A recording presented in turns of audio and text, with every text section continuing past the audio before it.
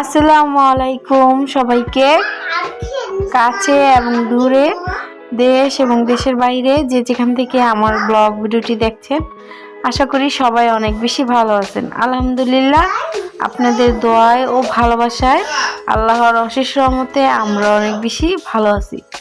চলে আসলাম নতুন একটি দিনে নতুন আরেকটি ব্লগ ভিডিও নিয়ে। সবাইকে জানাচ্ছি জুম্মা মুবারক।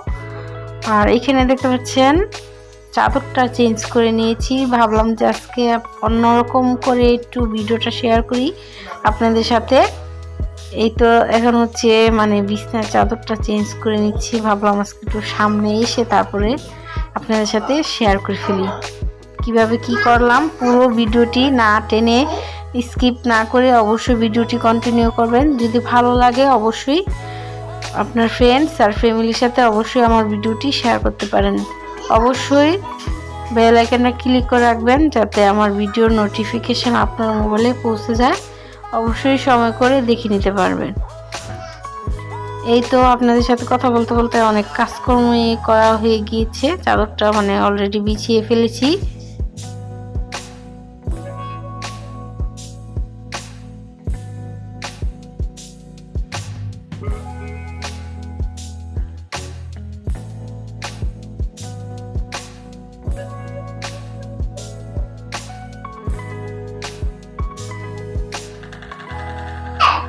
যাই হোক, চাদরটা বিছানো হয়ে গিয়েছে। এখন হচ্ছে যে কার্পেটগুলো ধুয়ে দিয়েছি, এই কার্পেটগুলো এখন বিছিয়ে নেব। আর আমি হচ্ছে ঘরটা ঝাড়ু দিয়ে নিয়েছিলাম, আর পুরোপুরিভাবে শেয়ার করিনি। আজকে এই ভিডিওটা একটু বড় করেই করেছি। এখানে দেখতে পাচ্ছি তো এখন বিছিয়ে নিব। এখানে যে রকিং চেয়ারটা এখানে হচ্ছে রাখি, এই জন্য এখানে কার্পেটটা বিছিয়ে দিলে রকিং চেয়ারটা নষ্ট হয় না, আর ভালো আর কি কাঠের, তো এই জন্য আর কি কার্পেটটাও বিছিয়ে রেখেছি। আর আমার মেয়ে হচ্ছে এরকম করতেছে কেন জানেন? মোবাইলের জন্য, মোবাইল দেখার জন্য আর কি। সে হচ্ছে মোবাইল কখন নিবে আর আমার কখন ভিডিও হবে, এই জন্য এরকম করতেছিল। এখান থেকে ওখানে যায়, ওখান থেকে ওখানে যায়, বারবার বলতেছিল হয়েছে নাকি। ওর জন্য তো আমি ভালো করে ভিডিও বানাইতে পারি না, আপনাদের সাথে পুরোপুরি সুন্দরভাবে ভিডিও শেয়ার করতে পারি না, কোনো রকম হয় আর কি।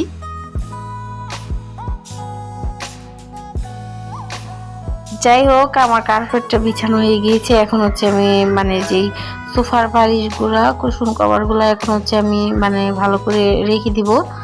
আর আমি হচ্ছে সবগুলোই ভালো মতন আগে থেকেই সোফারিগুলা ঝেড়ে রেখেছি, তারপর একটু আবার ঝাড়বো আর কি। দেখতে থাকেন ফুল ভিডিওটি।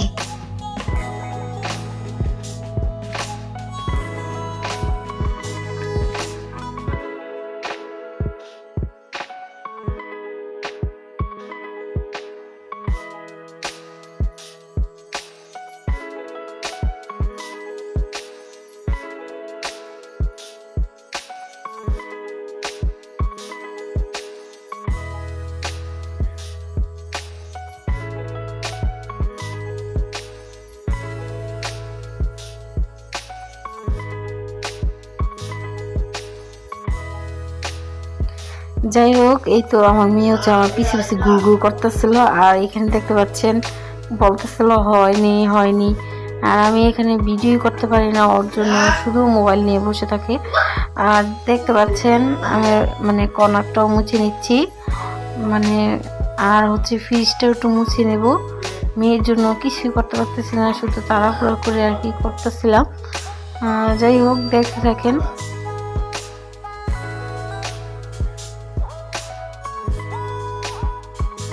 দেখতে পাচ্ছেন আমার যে প্লাস্টিকের যে গাছটা, এটা অনেক বেশি নোংরা হয়ে গিয়েছে, ময়লা ধুলা পড়ে। এই তো দেখতে পাচ্ছেন অনেক ধুলা হয়েছে। আর আমি কিভাবে এটা ধুই সেটাও আপনাদের সাথে শেয়ার করছি। এই তো সার্ফ এক্সেল একটা নিয়ে নিলাম 5 টাকা দামিয়ে। এখন হচ্ছে এটা পানির সাথে গুলিয়ে তারপরে ওগুলা সবগুলা ছুটাবো পাতাগুলা। তারপর হচ্ছে 10-15 মিনিটের মতন ভিজাবো, তারপরে হচ্ছে ওয়াশ করে নিব আর কি। আর এগুলো হচ্ছে আমি ছুটাচ্ছি। আর মেয়েও ডিস্টার্ব করতেছিল, পানি আতাচ্ছিল, কি করে না করে অনেক বেশি ডিস্টার্ব করে। যেই কাজই করতে যায় না কেন সে তো কি আর বলবো, মানে কখন দুষ্টামি করবে সেই ধান্দায় থাকে। যাই হোক, এই তো আমার বীজাণু হয়ে গিয়েছে। আর আমি হচ্ছে এখন আপনাদের সাথে শেয়ার করছি, মানে ঘরটা একটু পরিষ্কার পরিচ্ছন্ন থাকলে অনেক বেশি ভালো লাগে। কিভাবে এখন পরিষ্কারটা করে নিলাম, এই তো দেখতে থাকেন। আর ওখানেও দেখেন শুয়ে আছে, কি একটা অবস্থা, মানে ধৈর্য নাই মোবাইল কখন নিবে। এই জন্য আমার ছেলে কিন্তু এমন না, মোবাইল সে হচ্ছে মোবাইল একদমই ধরে না, টিভি দেখে কিন্তু মোবাইল ধরে না। মেয়ে হচ্ছে সারাক্ষণই পারে না যে মোবাইল দেখে নিবে। দেখতে পাচ্ছেন এই তো এখন হচ্ছে মানে খোলামেলা লাগতেছে আর ভালো লাগতেছে, নিজের কাছে অনেক ভালো লাগে যদি পরিষ্কার করে রাখি, ক্লিন করে রাখি ঘরটাকে। আপনারা অবশ্যই বলবেন কার কার মানে। আর এখানে দেখতে পাচ্ছেন পানির যে ফিল্টারটা, এটাও ওয়াশ করে নিয়েছি, এখন হচ্ছে পানি ঢেলে নিব। দেখতে পাচ্ছেন এটা অনেক পরিষ্কার করে নিয়েছি, দেখতেও কিন্তু ভালো লাগে। আর আমি হচ্ছে সিম্পল জিনিসটা অনেক বেশি পছন্দ করি, মানে এটা ওটা পরে থাকবে চারিদিকে, ওরকম আমার ভালো লাগে না। আমি মানে সিম্পলের মধ্যে রাখি। আর অবশ্যই নির্বাচনের পরে অবশ্যই রং করব, ট্রাইস করব কিচেন রুমটা, তাহলে তো কিচেন রুমটা আপনাদের সাথে শেয়ার করব অবশ্যই। আর এখানে ফল নিয়ে নিয়েছি, এখন হচ্ছে আমি অরেঞ্জ খাবো, আমার ছেলে আপেল খাবে, আর মেয়ে হচ্ছে সবেদাটা অনেক বেশি পছন্দ করে। এখন হচ্ছে মানে রান্না বান্না করবো, সারাদিন খাওয়া হয়নি, যেগুলো ছিল আগের ওগুলো দিয়ে খাওয়া হয়েছে, লাফ দিকে পড়ে যাচ্ছিল আমার মেয়ে। আচ্ছা যাই হোক, এখানে হচ্ছে মানে কি আমার হাজবেন্ডের সাথে আমিও আসছিলাম। আর এখন কি মানে বাজার সদাই করা হয় এগুলো আপনাদের সাথে শেয়ার করব, পুরো মানে রান্না বান্না পুরোটা শেয়ার করব। অবশ্যই ধৈর্য ধরে ভিডিওটি কন্টিনিউ করবেন অবশ্যই প্লিজ। আর অবশ্যই কমেন্টস করবেন প্লিজ, আপুরা ভাইয়েরা অবশ্যই কমেন্টস করবেন। যারা আমার ব্লগ ভিডিওটি দেখেন অবশ্যই একটা কমেন্টস করে দিবেন, ছোট্ট একটা কমেন্টস করবেন। আর লাইক দিতে প্লিজ ভুলবেন না। আপনাদের লাইক কমেন্টস মানে আমার ভিডিওটা আরও 10 জনের কাছে পৌঁছে দিবে প্লিজ। অবশ্যই আপনাদের দোয়া ভালোবাসায় আমার তো 1000 সাবস্ক্রাইব হয়ে গিয়েছে, ওয়াচ টাইমের জন্য বসে থাকতে হবে। প্লিজ সুন্দর করে ভিডিওটা না টেনে দেখে নেবেন।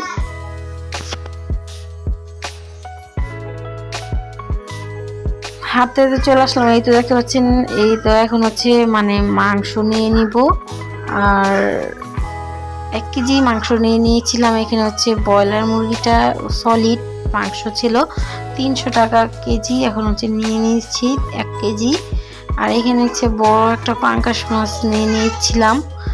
আর আমাদের বুড়া মাছটাও তো একটা খাওয়া হয় না, বেশিরভাগ বড় বড় মাছই খাওয়া হয়। মানে এই তো কত সুন্দর সুন্দর ফ্রেশ মাছগুলো দেখতে অনেক ভালোই লাগে। যাই হোক, দেখতে থাকেন ফুল ভিডিওটি।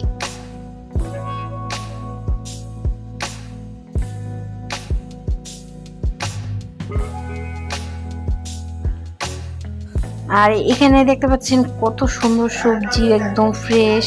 আর এখান থেকে হচ্ছে আলু নিয়ে নিব, এখন আর সবজি নিব না। আর আপনাদের সাথে একটু শেয়ার করার জন্য ভিডিওটা করেছি। এখানে এই তো আলু নিয়ে নেব, নতুন আলু যেটা ওটাই নিয়ে নিব। নতুন আলু খেতে কিন্তু ভালোই লাগে। আপনাদের কার কার পছন্দ অবশ্যই কমেন্ট বক্সে কমেন্টস করে জানাতে পারেন। এখান থেকে হচ্ছে পেঁয়াজ, আদা, তারপরে এগুলা নিয়ে নিয়েছি। আর এখানে এই দোকানে ডিমের দোকানে চলে আসলাম। এখান থেকে হচ্ছে সিল মারা ডিম নিয়ে নিব। সিল মারা ডিমের কুসুমগুলা ভিতর থেকে একদমই লাল থাকে, ওই ডিমগুলা খেতে কিন্তু ভালো লাগে। এখন হচ্ছে নিয়ে নিচ্ছিলাম, আমার হাজবেন্ডও নিয়ে নিচ্ছে। আর এখানে আইসক্রিম নেওয়া হয়েছিল ছেলে মেয়ের জন্য, এখন ঠান্ডা তারপর আইসক্রিম খাবে। আর এখানে কিন্তু 2 কেজি পরিমাণ মানে গোস্ত ছিল। আর এখানে মাছ, আর ওই তো দেখতে পাচ্ছেন কি এগুলা নিয়ে আসছে, এগুলো সব ছিল আর কি। আর এখান থেকে আমি হচ্ছে 1.5 কেজি গরুর গোস্ত রান্না করবো, আর আধা কেজি রেখে দিব পরবর্তীতে, যাতে একটু বিরিয়ানি খাওয়ার জন্য আর কি অল্প করে রেখে দিব। আর এখানে দেখতে পাচ্ছেন সব মশলা দিয়ে দিয়েছি, আদা রসুন বাটা, ধনে গুঁড়া, জিরার গুঁড়া, মানে কি লাগে মাংসের জন্য সেগুলো সব দিয়ে দিয়েছি। পেঁয়াজ মানে সবই দিয়ে দিয়েছি। এখন হচ্ছে তেলটা দিয়ে লবণ দিয়ে দিলাম। এখন হচ্ছে হাতে মেখে তারপর হচ্ছে বসিয়ে দিব চুলাতে বসানো, মানে বসিয়ে রেখেছি অলরেডি। আর আমার কথায় তো অনেক ভুল টুল হয়, অবশ্য ক্ষমা শুনে দৃষ্টিতে দেখবেন। এই তো মাখানো হয়ে গিয়েছে। এখন হচ্ছে কম আঁচে ঢেকে রাখবো আর কি, আস্তে আস্তে হয়ে যাবে। আর এখানে এই ফাঁকে হচ্ছে আমি পাঙ্কাশ মাছ, তারপরে আলু, মানে গোস্তর মধ্যে হচ্ছে আলু দিব, সিম, আলু, তারপরে টমেটো, ধনেপাতা, কাঁচামরিচ, পেঁয়াজ এগুলো কেটে রেখেছি। সিম তরকারি রান্না করবো মাছ দিয়ে। আর এইখন দেখতে পাচ্ছেন মাংসটা অনেক কষা, মানে অফ ক্যামেরায় কিন্তু অনেক কষিয়ে নিয়েছি। এখন হচ্ছে আলু দিয়ে দিব। গোস্তের মধ্যে নতুন আলু খেতে কিন্তু অনেক ভালো লাগে। আর এটা হচ্ছে ভালো করে কষিয়ে নিচ্ছি, তারপরে আলুটা দিয়ে দিচ্ছি। আর সিম তরকারিটা আমার রান্না করা হয়ে গিয়েছে, এই তো দেখতে পাচ্ছেন। আর মানে সবজি, শীতের দিন যে সবজিগুলো এগুলো দিয়ে ভাত খেতে মাশাআল্লাহ অনেক ভালো লাগে আমার। আর এই তো এখন গোস্ত রান্না করা হয়ে গেছে অলরেডি। আমার ছেলে মেয়েকে এখান থেকে মানে খাওয়ানো হয়ে গিয়েছে আর কি। পরবর্তীতে ভিডিওটা করেছিলাম, সাথে সাথে করতে পারিনি। আর মজাই হয়েছিল, আমি অল্প করে খেয়েছিলাম। যাই হোক, এখানে হচ্ছে তো সব রান্না কমপ্লিট আর ভিডিও শেষ পর্যায়ে চলে আসলাম। আশা করি সম্পূর্ণ ব্লগ ভিডিওটি না টেনে ধৈর্য ধরে দেখে নিয়েছেন। ভালো থাকবেন, সুস্থ থাকবেন, অবশ্যই আমাদের জন্য দোয়া করবেন। আল্লাহ হাফেজ, আসসালামু আলাইকুম।